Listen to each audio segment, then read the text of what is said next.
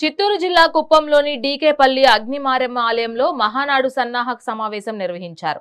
11వ cluster incharge Kannan ఆధ్వర్యంలో జరిగిన ఈ సమావేశంలో మాజీ market committee chairman Satendra Shekhar పాల్గొన్నారు. సీఎం నారా చంద్రబాబు ఆదేశాల మేరకు నియోజకవర్గంలోని అన్ని క్లస్టర్ల పరిధిలో మహానాడు కార్యక్రమాలను నిర్వహిస్తున్నట్లు తెలిపారు.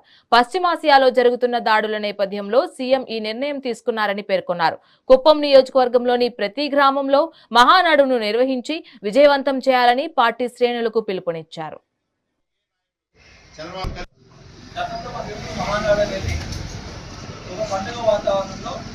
రాష్ట్ర వ్యాప్తంగా ఉన్నటువంటి ఎక్కడో ఒక నియోజకవర్గంలో పెట్టేవాళ్ళు మొత్తం స్టేట్ అంతా పిలిచి అది కొన్ని వేల మంది 2 రోజులు జరిగేది.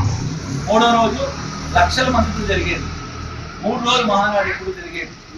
కొన్ని కరోనా టైంలో తప్ప మిగతా ప్రతిసారి కూడా మహానాడు జరిగింది.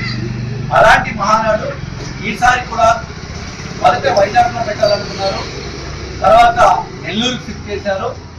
నెల్లూరుకు పెట్టాలని ఆల్మోస్ట్ కన్ఫర్మ్ అయ్యి నెల్లూరులో మహానాడు ఫిక్స్ అయిన వెంటనే మనకు దేశంలో జరుగుతున్న విషయాలని మనకు తెలిసిందే.